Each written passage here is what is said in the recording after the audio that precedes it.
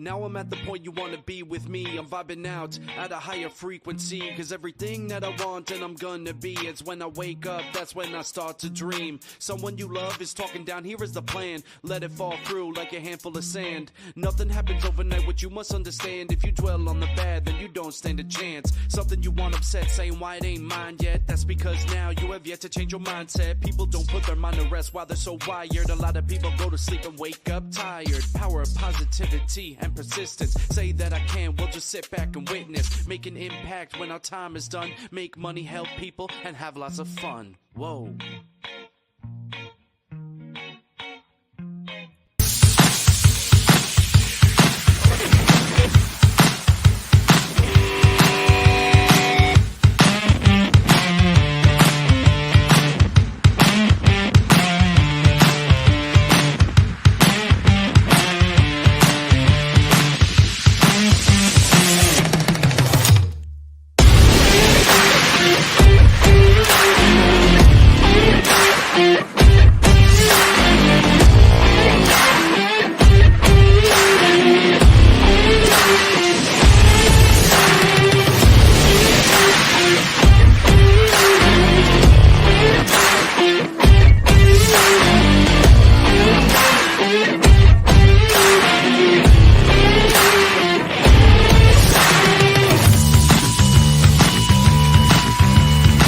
Welcome to Office Hours, hosted by legendary sports executive, entrepreneur, and investor David Meltzer, where the brightest entrepreneurial minds in business, sports, and entertainment get together to talk about success, failure, and everything in between. And that's where success is, in that gray area, finding ways to create innovation. While you're feeling the sting of your setback, God is preparing your comeback. Take a deep dive into the mind of some of the world's most impactful guests. You know, what would you advise either your younger self or what would you advise to somebody else going through it? And I would very much advise people to go straight into the thing that they know that they want to do. Action is the antidote to anxiety, right? So what actions can I take over market anxieties and anxiety I have over things I can't control? To share their strategies and tools to dominate their respective fields. Whatever it is you're trying to heal from, you can't fully heal from it if you're not all the way in.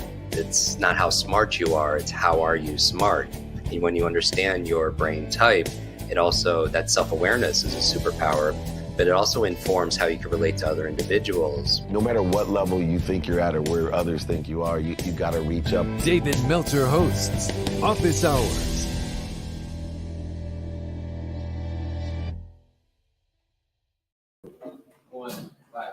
All right, welcome to Friday Training. I've been doing this for over 24 years, and there's few people that I've been working with for over 24 years, but you wouldn't believe it, but this guy's almost old enough to be in that group. I'm here doing Friday Training. It's the BYOQ live from SoFi Stadium, and I'm with Dan Fleischman, one of my favorite people on earth. He started as a mentee of mine years ago. Now I call ourselves co-mentors. I think I learned more from him, which makes me more fulfilled and passionate to know that he is the grasshopper that out-hopped his grasshopper, and he's helping millions of people around the world. But I thought nobody better to do this with than Dan to answer questions, because we share the same philosophy, but we have different ways of explaining it.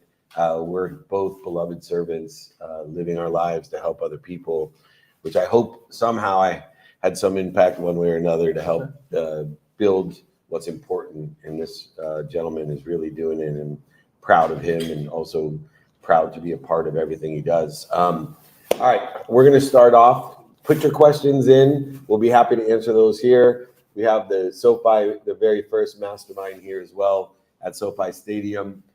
Who has the first question? Here we go. Yes, go ahead. Over the last week, we both have traveled everywhere and anywhere. I can't even start to name all the different cities. Through all the people that you've interacted with and the stage that you've spoken on, it's the most valuable lesson or takeaway that you have. Want me to go first? Sure. All right. You know, it's interesting because I started out the week thinking the biggest lesson was to be annoying and annoying to self. And the lesson was that the two things that are most annoying to me are even more annoying to the people I coach, my children, my spouse. And that's number one, being honest. And then two, the importance of being repetitive to yourself, speaking the same things over and over again to yourself and to other people, because every time you repeat something, not only do you articulate it better, but you peel a layer off of awareness. You become more and more aware of what the hell you're talking about. And the people that are listening to you also are aware of it as well. So I started off with this takeaway of being annoying, but there was one nuance that I thought was interesting. It's that being honest with ourselves is different than being hard on ourselves. And I didn't distinguish that at first. I thought, oh, it's annoying to be honest with yourself because it's annoying to be honest, but it really was annoying more because I was truly not separating, being hard on myself. And that's where forgiveness really came in. And so the takeaway that I've had, the lesson for the week that I had, is that being honest with yourself doesn't have to be as annoying as I thought it was. If you use forgiveness, radical humility to learn from it and not be so hard on myself, when the truth is I don't know what I don't know. I'm on a journey of mistakes and I'm trying with faith to get to where I want to be or better. And I just use speed and time, aggregation and energy in order to get there faster. But I'll continue to make those mistakes. So the one I heard was in Denver, Colorado. It was from Deion Sanders. Nice. And he's very compelling, as you guys have seen, as a speaker and athlete and everything between, pastor, all wrapped into one. And his energy was, the time is now. And he was saying it obviously a lot louder and using the word prime time. He kept saying the time is now. And he got so riled up, he started like literally physically screaming it to the crowd, like the time is now. And you could see everyone just start to think about it. And what I took from it is, besides the fact of the actual words of what the time is now is, how short life is. I think about how short life is a lot. I've been talking about a lot more this last few months on podcasts and stages, et cetera, about mortality. And, we've had a lot of mutual friends pass away that are athletes and celebrities and things like that. But I've had 37 friends under 40 pass away. And last year in particular, it hit me really hard about mortality, not from the fear of death, but from the fear of not getting stuff done that I want to do on this planet and not instilling and planting enough seeds around the planet. And so when he says the time is now, it makes me want to travel even more. It makes me want to work even more and go to more stages and spread out more investments, knowledge, information, access to people so they can go do more things. And in those moments when I watched the crowd react to it, afterwards, when the event was over, I asked some people, I said, when he said the time is now, what did you think? And everyone had a different answer. One was about like, oh, I got to get started today, or, oh, I should do this, this, and this, or, oh, I'm procrastinating too much.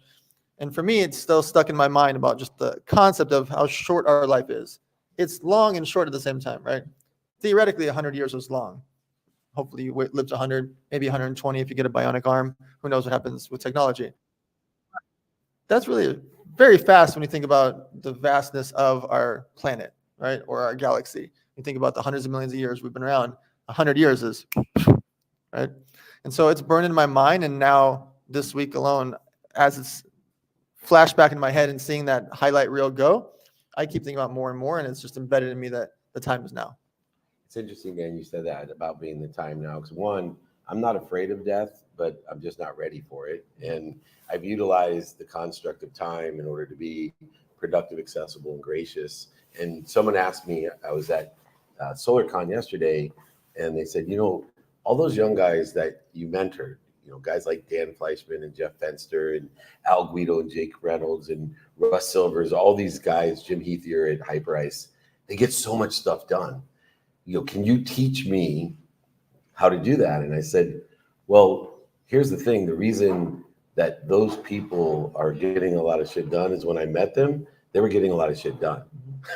They were getting it right. I just created a different mindset for them and create efficiencies on what they already do because they have a desire that they must be what they can be. And so when you said, I just want to it inspires me to even get more done, that I know that life is short. Yeah, of course, because you have a desire that you must be what you can be, and you can't coach that into someone. but you can help them. There's someone that has the delta, the desire, you can help them get to where they want to be faster and do more and give them more relationships. And I know one of the most valuable things in both of our lives are those relationships. All right, great question to start off. Over here, Mr. Williams. Hey, Dan. So my question is for you. One of the things that I love about you is how you're probably one of the more intentional people I know. And it seems like everything you do is very intentional, methodical, strategic. So is there a framework that you could share with the group that could help everybody maybe think outside the box and live like Dan? In every part of my life, I'm tying things together, whether it's people, charity, events, networking, business, investor with company, every single aspect of my life. My goal is to tie people together because I can't do everything, right? But if Dave wants to invest in your company and you can help his charity and he can help with his athletes and he can help him with that, he can help him with it. Like, that's the butterfly effect and the network effect. And so every moment of my life, whenever there's an interaction, I'm thinking about, can I introduce Dave to this person? Can I introduce you to that person? Can I introduce her to that person? And if I do that, and I still have to be picky, right? I can't just do it just to throw spaghetti against the wall. But if I do that, what is the butterfly effect and the network effect of that? And so I'm living intentionally of the fact that when you say, hey, I'm going to raise money for kids or for charity, all right, talk to this person, this person, this person. Hey, I would love to do this for athletes. Oh, you should talk to this person, this person, this person. Dave's like, you know what? I want to find more companies to work with for consulting. Oh, you should talk to this person, this person, this person. And I do it immediately, by the way. I don't be like, oh, I'm going to do it next week or next month or next year. I do it in that moment because life happens and I get busy and I get 800 text messages a day and it's hard to keep up with all the different moving parts. So I try to make those actions right away. And so the live like Dan thing is when you see someone or something that you can help, do it right away. And Dave, I want to add one thing because Dan's always had an abundant attitude towards his relationship capital. And I was with Larry Benet yesterday. He was at SolarCon. He's like, Dave, he goes, you know, you just give everybody all these relationships and you do what I've always done, right? This is how an aggregate effect, a collective consciousness, a community of people that want to help each other, know people that can help each other, buys from each other and sells for each other for life. Right? That's what we live by. And his attitude was, yeah, well, they're stealing your relationships. They're doing this behind your. I said, they're not my. Exactly. And I don't think people realize that, you know, what you hold on to tightest, you're going to lose. That you're actually energetically, you're not understanding the whole concept of building a neighborhood, a community of people that want to help each other and know people that can help each other. And people will, as even if you're giving them, it's just like I say, my greatest coaching clients, and some are here, they're the ones who pay me every single month and they're too afraid to bother me. They make the best coaching clients, right? It's the same people that you expose them to all these great people and then they're either too afraid to talk to you or they don't include you when they're having difficulty reconnecting. Can I ask you a question? Yeah. Why do you think they're afraid? Well, I know. I have my answer for it, so I want to hear yours. Yeah. So for me, I think it's an energetic thing. I think that people are afraid that they are not worthy of what you've given them. And so it even can manifest itself into that they're not enough. So they have to either control by not doing anything or control that narrow situation. But I think they're afraid to talk to you or me when they're, especially like I have 100 people pay $100,000 for one-on-one coaching. And 75% of them, I have to chase them down to get a hold of. Yeah, I won't chase, but I get it. And the reason that they're afraid is I'm going to make them do stuff. Well, you can be honest with them and repetitive. You're going to tell them what to do. If someone is 40 pounds overweight, you're like, hey, here's what you got to eat. Here's what you got to do for diet. You got to go work out. They don't want to do that. They want to just go through life. Tell people, hey, coaches me. My business is failing and I'm doing X, Y, Z. Oh, fix this, fix this, fix this. They don't want to do that. Hey, this person did X, Y, Z to me and I hate them. All right, so cut them out of your life. And they don't want to do that. And I think they're afraid of you telling them what to do, even though they need to do it because they don't want to do that. That's a great point. Well, Maria's here. She's going to come up here. No, we're good. Is she here yet? Not yet. Not yet. Okay. Next question. Oh, next question. Francis. Yes. I think me and you have more interviews than enough, but Damn, sorry. I was gonna say I had to catch up. I've done it with you so many times. I know. So I'll ask one question that's going to lead into a bigger question. First question is it possible to reach your full potential? Hopefully not. Hopefully you can't reach your full potential because the goal stick moves, right? The goal line moves. And everyone thinks as soon as I get to $1 million in sales, I'm retiring. And you get to $1 million, you're like, okay, what about 3? What about 7? What about 20? What about 100? What about $1 billion? And not that the money is the goal, it's the goal moves. You know, as soon as I have 1 kid, I'm done. And then you have 2, and then you have 3, and because the goal line might move, right? When you get to the thing that you think you want, as soon as I get that Lamborghini, it's over for everybody. You get the Lamborghini, you get bored of it 6 days later, right? As soon as I get that watch, and so can you reach your full potential? I think you're capped if you do. Because once you get to it, it's going to move. And it's not going to be what you think, ever. You talk to the most household names, the Ed Milet's and guys with $1 billion companies and $1 zillion, and all they want to do is more. All of them. Ed Milet does not need to work. And he's still flying around and speaking at events left and right. Right? Andy Frisella's got a $4 billion first form company, and he's in the office every day. The goal line moves. And so can you reach full potential? Theoretically, yes. If you said, here's where I'm going to get to. But then when you get to there, I promise you, deep in my soul, not 99% of you, 100% of you will want to do more. I think the bigger question too is you'll never overachieve your own self-image. So most people don't feel like they're going to reach their potential. They've just shot themselves at the beginning by having such a low self-image, and you'll never overachieve that. And so that self-image improves if your self-image says, I want to make $1 million. By the time you make $1 million, your new self-image is 3. Your new self, and that's what with Ed and Andy and Grant and all the guys that I'm around, they don't have to work. People will ask me all the time, like, dude, you're 56 years old with 4 kids. You have a beach house. You have this house. Why are you every single day in a different city, hanging out with a whole bunch of people doing this? Yeah, because my self-image is high. Wow, that's crazy. Now, I have a theory that there's 3 lives that we're living simultaneously, or could be living. The life that you're living right now, based off of decisions and actions you've made up until this point, which is why we're all here at this time, in this very moment. The life you could be living if you didn't do what you said you needed to do, and the life you could be living if you did every single thing you needed to do, whether or not you felt like doing it. Question is, where do you think your life would be if you didn't take the actions, make the decisions to get to where you are now? And what do you think your life would be if you did do everything you need to do, whether or not you felt like doing it? So I just believe in the butterfly effect. Every decision I make to be here with Dave right this second, to not fly to Denver like I was supposed to today, every decision I make is the butterfly effect. And so I think about this question often, but on the side of if I did everything, I'm doing everything that I can. And I'm not sitting at home watching Netflix. I'm not chilling on a beach. And so from the concept of what if I did more? I'm going to keep trying to do more, but I don't feel like at any point am I lazy in the fact of this part of the what if I did everything. Now, could I do things more efficiently? Sure, I could have chosen to do X, Y, Z. Could I do this better? Of course I could, but I need to do this for my family or for my friends or for this situation. There are things that I turn down left and right that are like, hey, come to speak at this thing for $50,000. I'm like, no, that's a birthday I'm going to for this person. So financially, it would be better to go here, or maybe even for my brand, it's better to go here to the speaking event. But I promise this person I'm going to their birthday, right? And so I have no regret of any of those things. So even though this is the theoretical goal, sometimes along the way, I choose to do family, friends, life, etc. As long as I'm not being lazy or just skipping things or foregoing them, then I have no regret of any of it.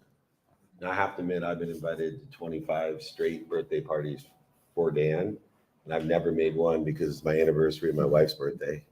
And I just prioritize my anniversary of my wife, and I haven't convinced her that Dan's party. One of these days, I'm going to convince her. But let's have a joint party. To that measure, I think of Bob Parsons, the founder of GoDaddy, and I'll never forget this interview because it was filmed, and I love watching myself in the interview because he's in his 70s. He exited personally for over $4 billion, and he said to me, Dave, if you love what you do. And I roll my eyes like, dude, you're Bob Parsons. You're not going to tell me you'll never work a day in your life, which I think is such bullshit, right? Like that is just bullshit. Life, you can love what you do, and it's still you get paid for it. There's a reason they're paying you. Yeah, you don't love emails, right? Like Marcellus Wiley would have told you if he was here that he got paid not to play in the games. It was all the other BS that he had to do, and he loved it. But here's what he said. He said, Dave, if you learn to love what you don't love,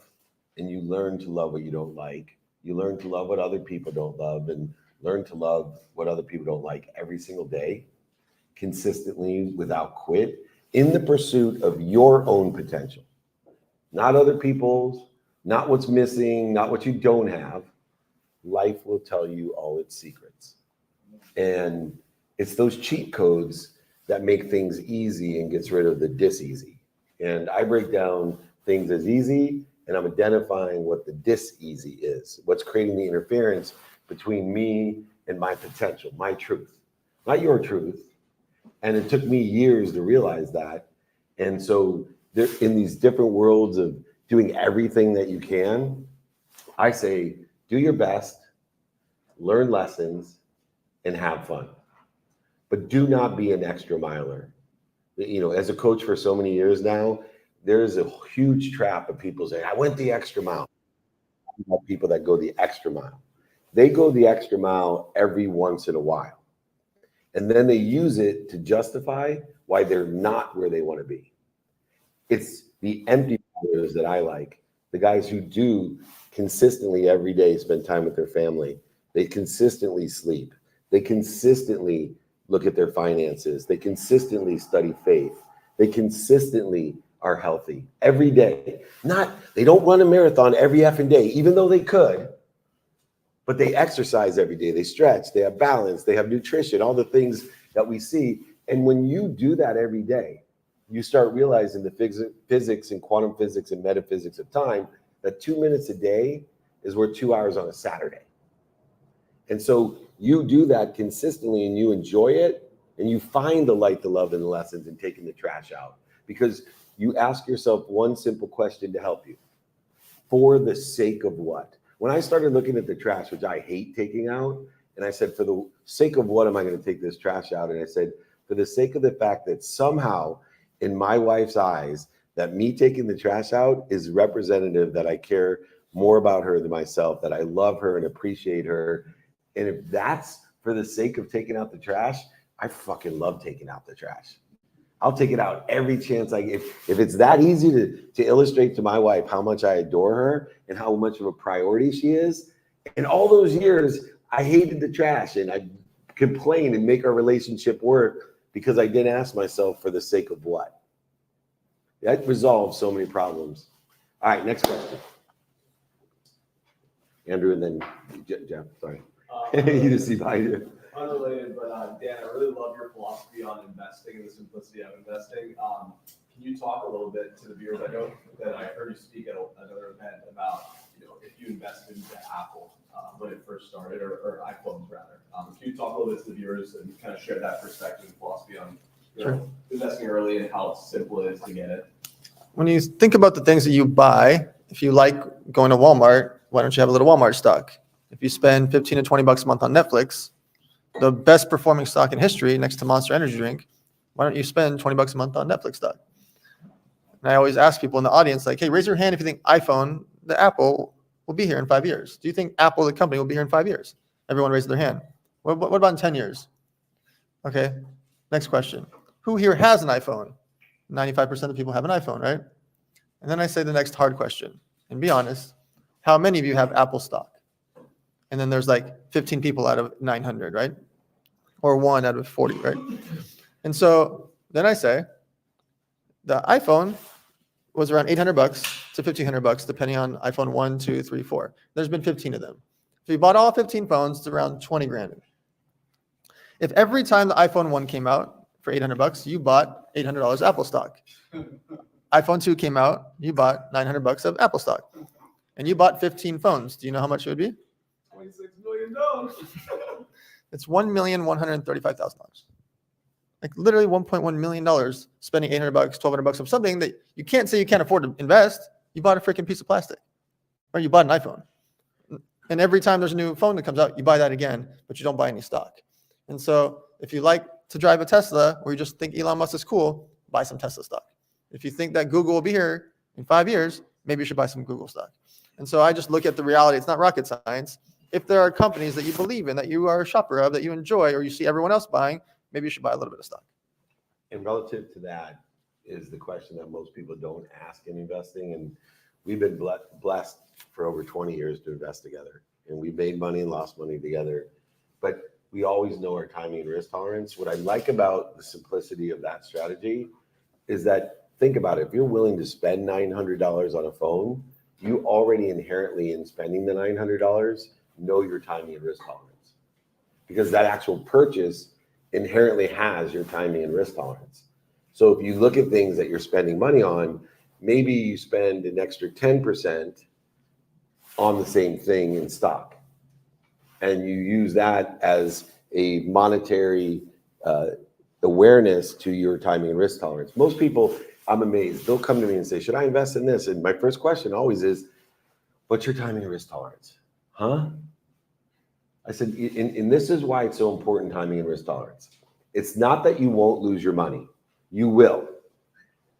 But there's a difference when you lose your money when you don't do a timing and risk tolerance analysis compared to when you do. And I'll tell you the difference is you will never feel guilty, resentful, or depressed when you do a timing and risk tolerance analysis, because you understood the risk and you're like, oh, buying a lottery ticket for $2, knowing Saturday I could win $1 billion at a 2 billion to 1 chance. And when I lose at 8 o'clock on Saturday, just like they promised, the timing is exact, that I lose my $2, I'm disappointed, right? I'm disappointed, but I don't feel guilty or resentful, call myself an idiot. Why did I buy the lottery ticket? Because I did a timing and risk tolerance analysis.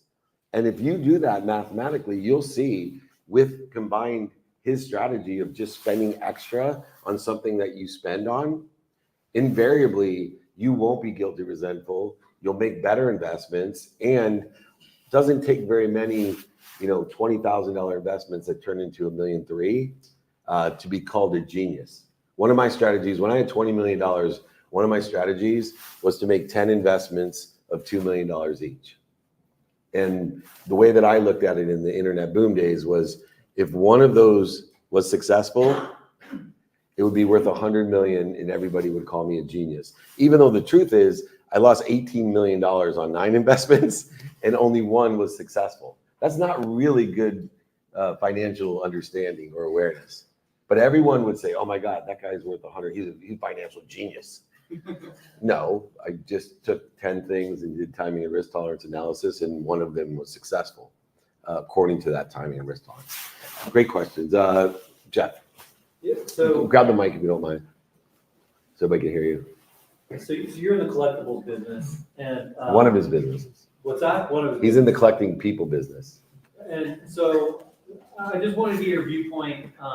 This kind of goes along timing and risk tolerance, and there's always the next new thing. So 6 or 7 years ago, the word on the street was that everyone was going to do digital collectibles and NFTs, and you better get in now. And everyone was releasing one. And no one could really explain what they were, but a lot of money went into it, but it all collapsed, like it's kind of over. But the actual physical things, that skyrocketed. It's almost like people kind of reacted in an inverse way to what we were told we were supposed to react on. So I wanted to see, did you see that coming, or was it a surprise? And kind of reflective of where sometimes the hype gets ahead of what the product actually is. So there's 2 different scenarios here. Collectibles, especially sports cards, have been over 100 years, right? Babe Ruth, Lou Gehrig, these are guys from like the 20s, 30s, 40s, etc.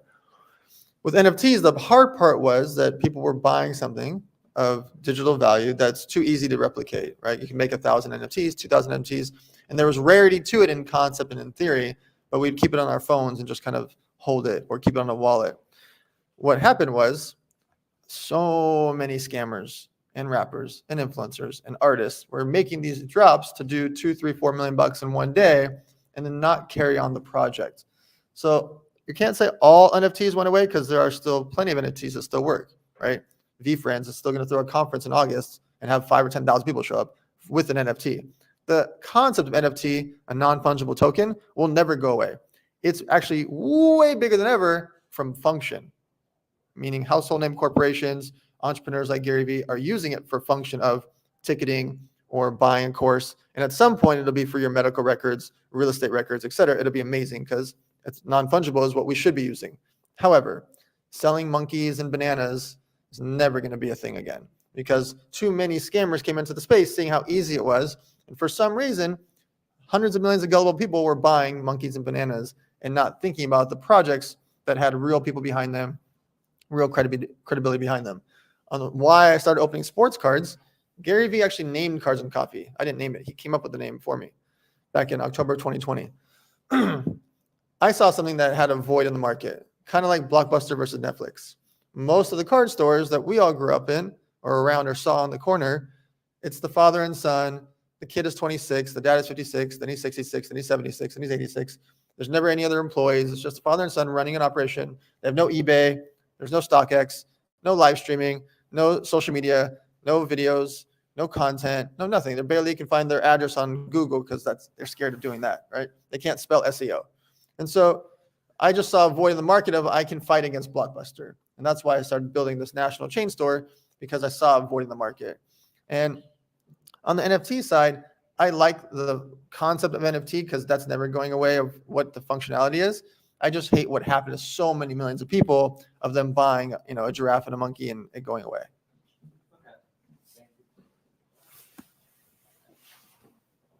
Yeah, let's bring on Marie's here. Come on in, Marie. Come and join us. So we got a special guest, one of the people that changed my life and still is changing. Hello. Dan Fleischman. All right, we'll take this a different level. Marie Diamond is an energy genius, and genius means expression of God, giving a simple perspective on how to live at ease. And there's a lot of simple things that we can do that create interference or dis-ease in our lives that so many of us aren't aware of. And I've been playing around with your app, which is just, I spend so much time, energy trying to figure things out, and yet understanding the technology of the universe, it makes so much sense that positioning, direction, numbers, and all the different variables that we can control actually make a difference between how much ease we have and how much energy and joy we can have every day, and how easy it is to interfere without even knowing with what we're doing. So I'm going to start with the first question since you're here. What are some of the simple things that we can do to create greater ease and joy in our life? Yeah, so I go always from the perspective of creating ease in the environment that you are. I'm a feng shui master. Some of you know me from the movie The Secret. So for me, I've always focused on how the environment can create good flow for you, or perhaps block your flow, block your energy. And so feng shui is really I would say more than 3,000-year-old energy system that you can compare a bit with like acupuncture or qigong that is focusing on the body. But what feng shui does is looking at your environment, how manifestation can happen through the home that you are living in. So it's another body that is around you. And so some very easy things is first of all is to create order, to create harmony around you. And so what is around you is affecting you nonstop inside of you on a subconscious level. And I'm sure you all have this experience. You go somewhere and you're saying, well, oh, it feels so good here. And other areas you're like, oh, I never come back to this place here. Like you just have this vibe, right? And it's because that your inner vibration needs to connect in with the outer vibration that you have. And so is that like this in your home? And so that's why I call your home like a 3-dimensional vision board. Everything around you, the colors, the positioning of your, the way you're sitting in your desk, in your bed, the images, everything around you is giving you, through the mirror neurons in your brain, actually gives a reflection back to you. And so the first thing I always say to people, like, well, let go of what is not not in harmony. It can be broken things, can be dead plants. It can be, literally your desk is a mess, before you start working, organize it. Where you're sleeping on your nightstand. Many people put a lot of stuff there.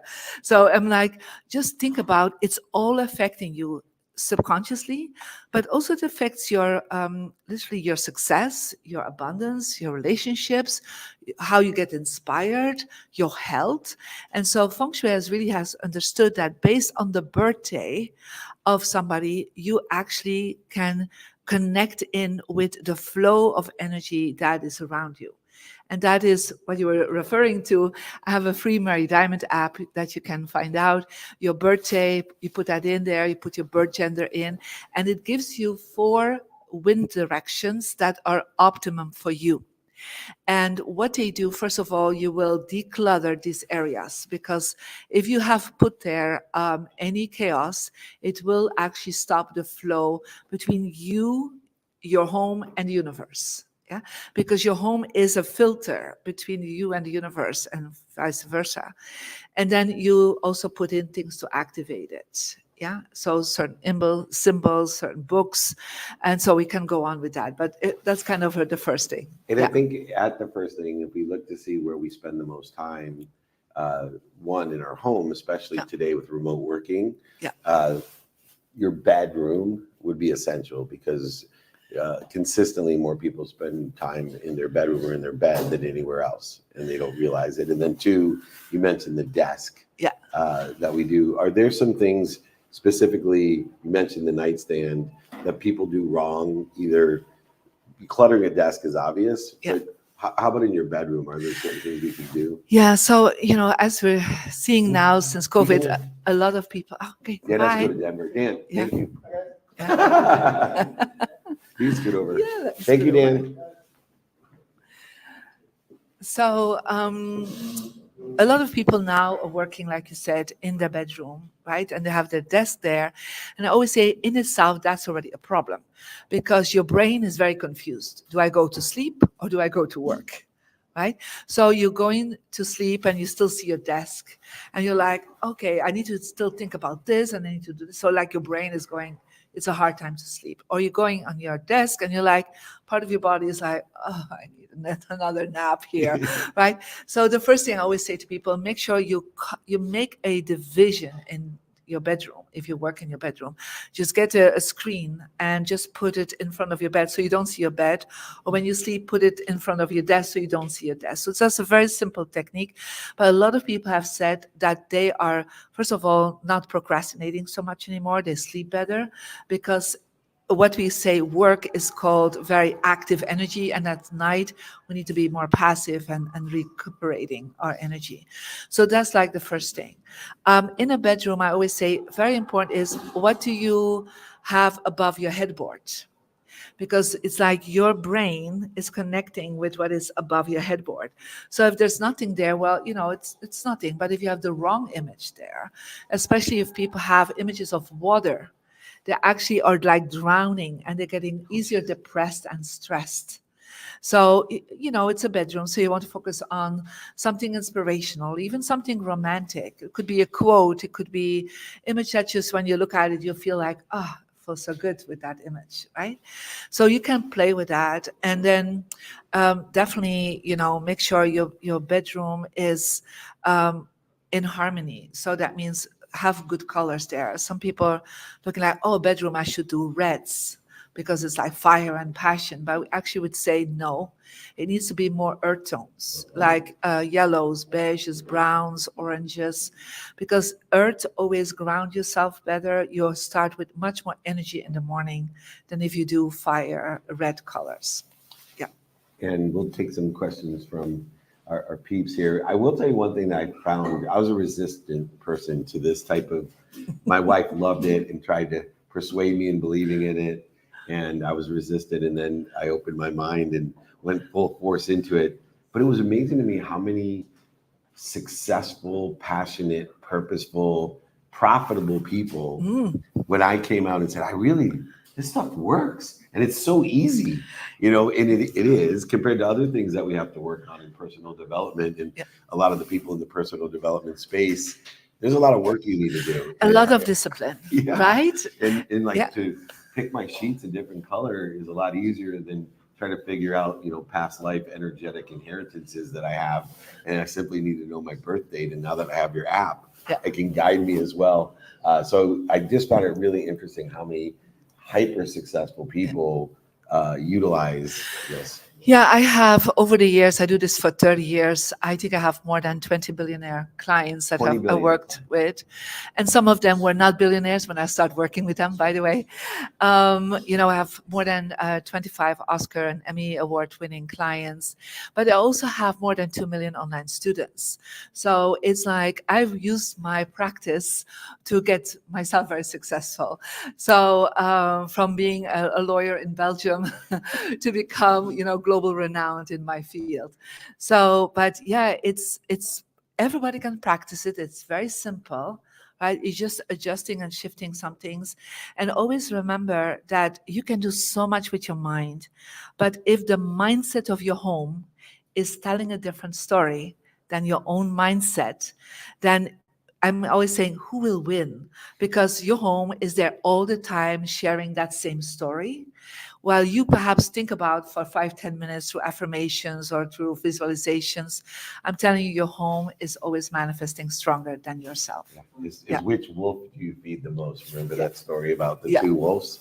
Which wolf are you feeding the most? That's why it's so important. Thank you for being here. Thank you. So I feel like I'm one step behind like what you're talking about, because you're talking about feng shui, colors of the wall, arrangements of furniture. My problem is, like, even right now, before I got here, I had just finished a load of laundry. I left it in the basket. It's like tossed in my room.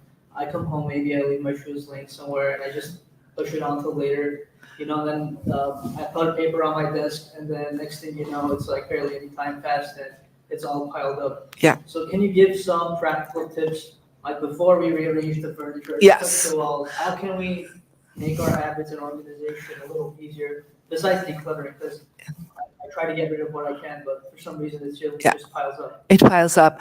Well, I always would say first, where are we going to focus on and be aware of the clutter that we are creating?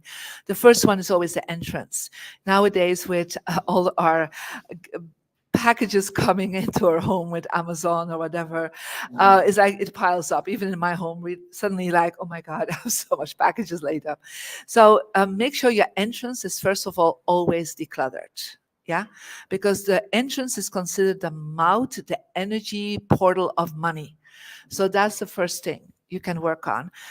For example, with your shoes, I always say I've been in many, even royal palaces, they never put their shoes on the ground at the entrance, right? So make sure there's a shoe box or there's a closet. You know, as you come in, you have to imagine you're the king, you're the queen, you're the president of your life. And when you come in, make sure it's something welcoming, something beautiful and organized. That's the first step I always say. Very simple for desk, for example, is before you start working in the morning, take 5 minutes time to at least organize your desk. And you know, sometimes you have a lot of things on your desk, but make sure that around your computer, right? Like it's literally, if you look at your computer, it's this energy. Like if you would hold your hands like this area has to be totally free. So if you still have to put things on the side, that's fine, but also nothing on the other side of your computer, because on the other side of the computer, that's the world, that's the people you're connecting with, yeah, even if it's digital. So just open the space. And the more you do that, the more your mind opens up. Just start with these 2 simple practices. And the third practice that I always suggest in the morning, when you come out of your bed, make sure you are, before you go to bed, you know, get your bed done again. So you go to bed in the evening and it looks organized. And so just simple things that you start adding to your routine, but you actually at that moment give, you know, some space to yourself and just simple things. And I've seen this with young people start practicing the simple things, and they start feeling much more concentrated, much more focused, and less procrastination. So I hope this is helpful for you. Yeah.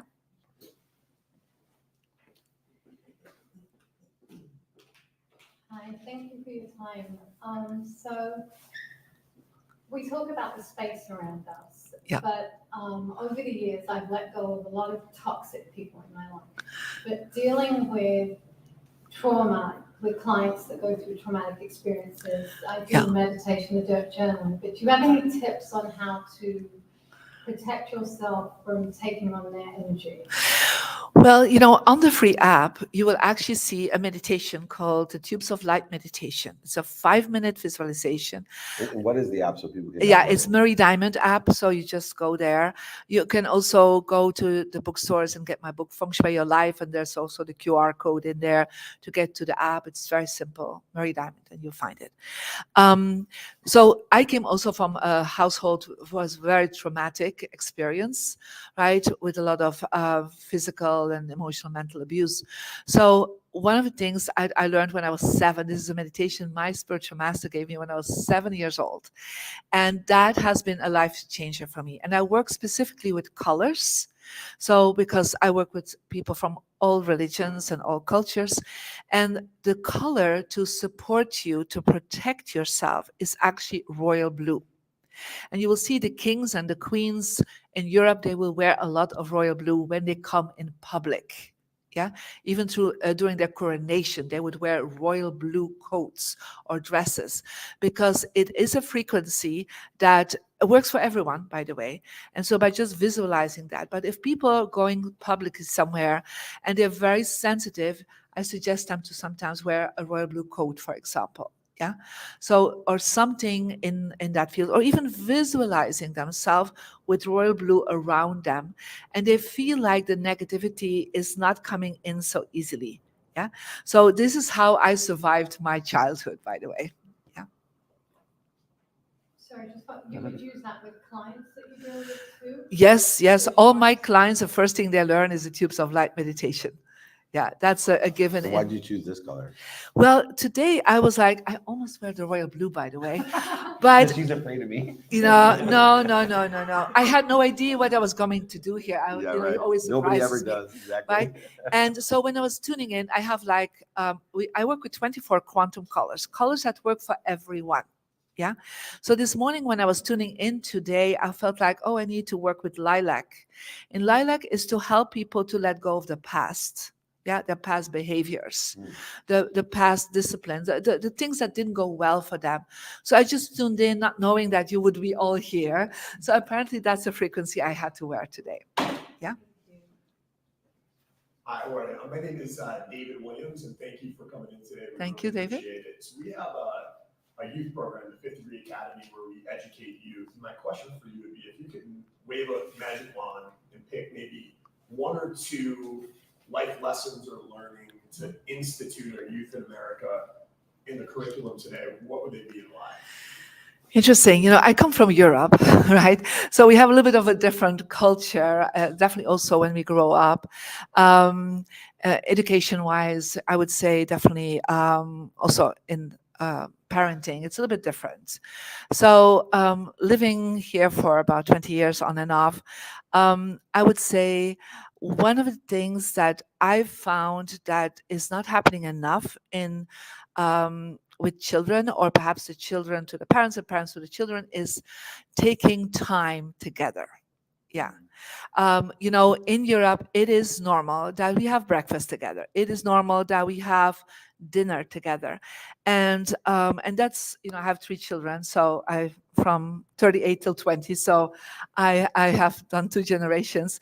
And that's like a standard thing that I always take time to, at least when they come from school or when they leave to school, like to take a half hour to just listen, not to take the phone, not to look at my social media, to just have time to participate in each other's life just by listening. That's like a standard thing in Europe, to be honest. Yeah, definitely where I'm from, right?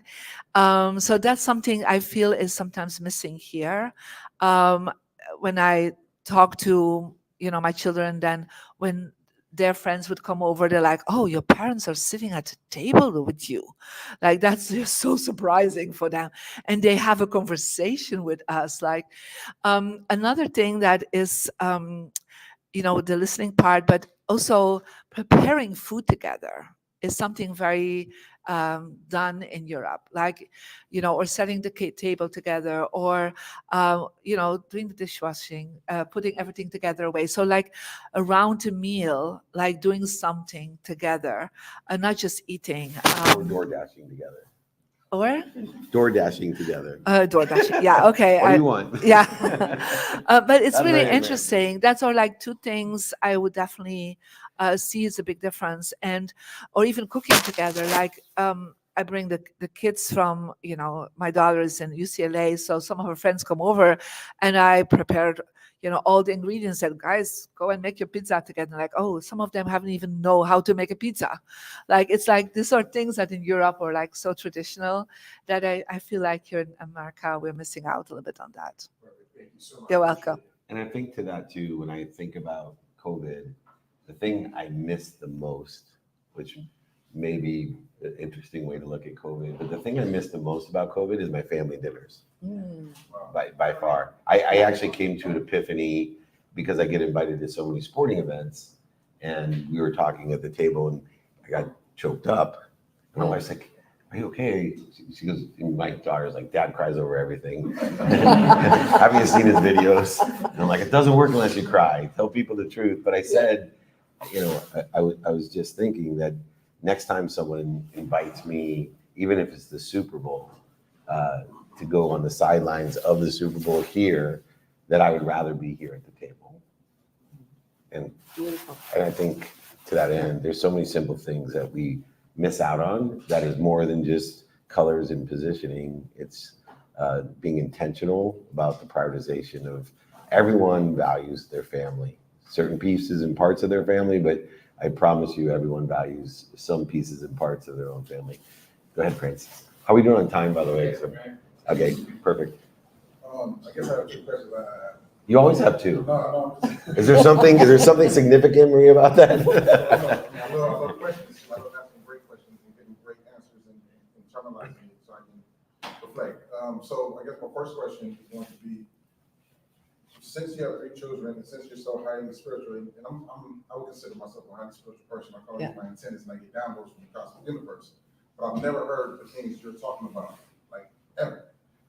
So being that you have children, how early did you start them in regards to the knowledge you have and incorporating it into their lives? So that, did you ever gauge it at an age where I don't want to burn you out too early on this information because you may be too young to internalize it? Or you're like, well, if I talk to you like this early enough, as we continue to grow each other, then you will continue to internalize it on the levels you're growing to. Like firewalking at 4 years old. Yeah, I wouldn't do that. But I did my first firewalk last year, so it's like. I would say, first of all, you're living it. Yeah. So always know the fact that you're living and practicing it yourself, it rubs off on them. Right? Because it's the way you talk, the way you behave, the way they see you react to people. That in itself is already a radiance of your presence that will rub off to them. So, but then consciously, well, the moment they were like 2 years old, I would do, instead of a bedtime story, I would do a visualization with them. Yeah. So like the tubes of light meditations about color. So it's, all the children love it. But I would then say like, oh, instead of the royal blue, let's get this royal blue butterflies coming all around you to protect you. Like, so I just would play with that. Yeah. But of course their homes are totally feng shuied. I have all the right directions activated for them. So energetically, without them knowing, I already instilled that. Or they would then say, Mom, I would like to buy this poster. I would let them become aware, like, is that what you really want in life? Like, what if we would hang this image of a dinosaur above your bed? Would you feel safe? No, Mom, I wouldn't feel safe. Let's not put it there then, sweetheart. So I would go into conversations with them about what they are doing, what is around them. And still till today, they're aware of it. Yeah. I have 2 grown-up sons who are above 30. I'm telling you, their houses are impeccable, not because of their wives, but because of them. right? Because I trained them, in a very simple, loving way. Like, sweetheart, your room is like, could use some extra, taken care of. I said, let's do it together. So I help to practice, but they see it also in my space. Like, it's like part of who we are. And I'm a very practical spiritual person. So, of course, they see me meditating. And sometimes they're like, Mom, can I join? I said, yeah, of course, sweetheart. Let's do this together. Mom, how do you do this? So my children, whenever they asked when it was their time, yeah, I would go an extra step. Like my daughter, who's 20, like every month she would say, Mom, I feel like I need a few hours of your knowledge. Can we sit down? Right? And now I see she's passing that on, right? She goes, when somebody is not good, doing well in her circle, they would come to her and she's like, Mom, I gave this advice. Do you think that was the right? Would you have given this advice? I said, yes, that's perfect. So, but it's not like we live a normal life. Totally, but it's like you're walking the path for them first, right? And then they follow your path, and if they don't, you also accept that. Yeah, my oldest one is a very wonderful, charming young man, but around 14, he was like, Mom, I'm not so much into what you're doing. I said, great, sweetheart. I don't love them less, right? But he actually, because I have a TV series that just came out on Tubi a week ago, so Feng Shui Your Life, so you can look at it. He said to me, I sent him the information with the VPN because he's in Europe, and he was like, yeah, we're going to watch this weekend. I'm like, wow. Like, that is new for you. Like, I said, oh, thank you for that. Like, I will never judge him for not walking my path, or I just would always be there for him in whatever way and just show the path. Yeah. Wow, that's the best answer I've ever gotten. Yeah. And about 6. All right, real quick. What is this path called? Like, if we were to want to research, research you, but where do you start so that you start finding you? Yeah, well, call it the diamond path. Everybody wants a diamond path. Ask Mike Diamond. All right, we have time for one more question, I believe. So we'll have it. Bucky, I'm going to call on you. Come up here real quick, Bucky, because this is up your alley. So I don't know if you know Bucky O'Neill, but him and his whole family have been in this space for a long, long time. Nice to meet you. And so just honored. So I hate to put you on the spot, but I would love to know what your curiosity tells you. And I know you have extensive experience with this type of work. Yeah. I think for me, whenever I'm working with people, I'm always talking about the thing I was going to ask you before I knew about the book was this idea of feng shui in your life. Because for me, everything in your life is contributing to how you're showing up, right? And I always wanted to design a life that was going to pull me into that direction, right? So just like I'm organizing my room or choosing the colors and all this stuff, I want to be pulled into direction versus trying to create the direction, right? So I don't know if there's any insight in that conversation as far as, for me, when I think about life, business, relationships, health, spirituality, all those things are like different rooms, right? And I'm looking at how do I design my room called business in a way that's going to create more flow, right? How do I design that room called spirituality in a way that's going to create more connection, so on and so forth, relationship and the practices that I have within that. Are there any insights that you have in regards to that from your understanding of energy and how to influence that in a way that's more effective? Okay. Yes. Yes. Lovely question. So, first of all, for good feng shui, we always work with 4 pillars. The first pillar is success and money. So that could be your career, your business, and your abundance. The second one is your health on all levels. The third one is relationship, both personal, professional. And the fourth one is what we call wisdom. And that's actually, it could be your education, but also could be your connection with God, the universe, whatever you call that. So you will see when you go to the app that there are 4 directions that are indicated based on your birthday. So as you're doing that in your energetic perspective, you're saying, well, look, I have like a room for my success, right, in my mind, in my imagination, then go with what is connected in the physical world with that success. That could be where you work on the dining room, or perhaps you have an office. So perhaps you have just a desk, what you're working on. Perhaps it's just your laptop and you need to feng shui a little bit your laptop because there's just too much, things there that you can let go of, right? So it's all about looking, what is your aspiration, what you want to go for, what you want to connect, and then see back into the physical world. Is it aligned with each other? Because one of the things I learned from my feng shui grandmaster was there are 3 aspects to the law of attraction, to manifestation. The first one is your spiritual luck. And that is actually, you come in as a soul into the physical body, and you already have a basic package. I mean, you have talents, you have a look, you're born somewhere, you have parents. Some of you will say, well, I didn't choose them. But, anyhow, that was part of your basic package, right? Your second part of your manifestation is your own human potential.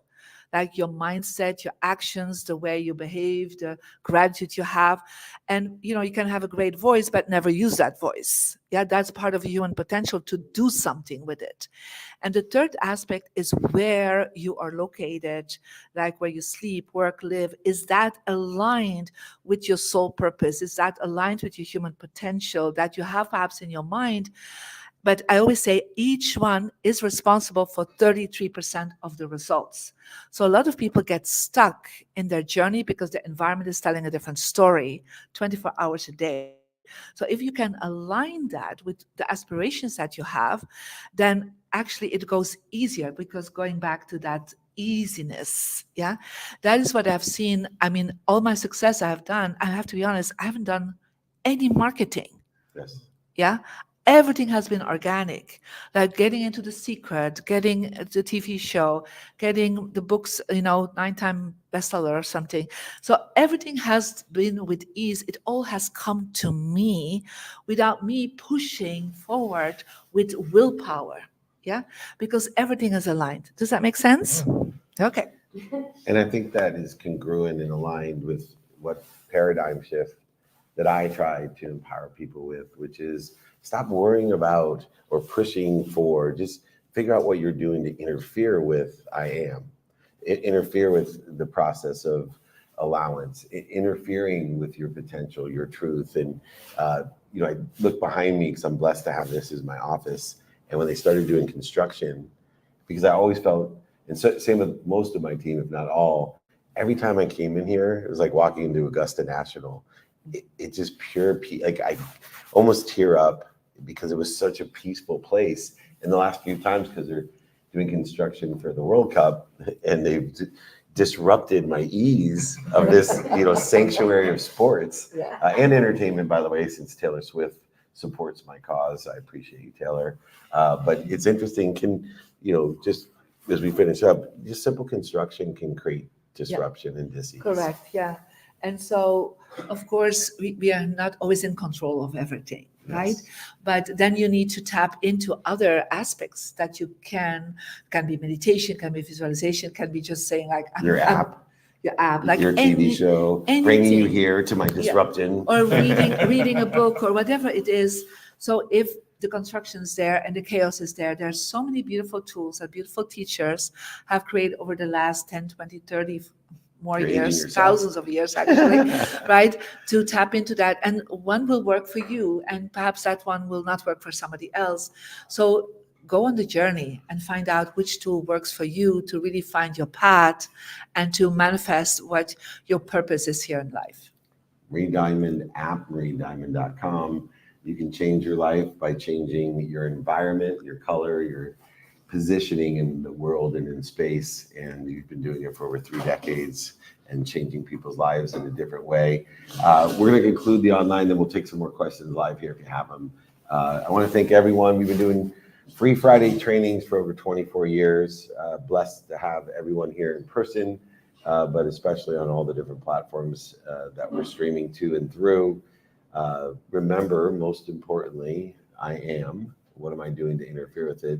There's great people like Marie Diamond and Bucky O'Neill to help heal, to put you at ease and identify the dis-ease. Some of it's simple and some of it's complex, but we're always here. Remember, be more interested than interesting.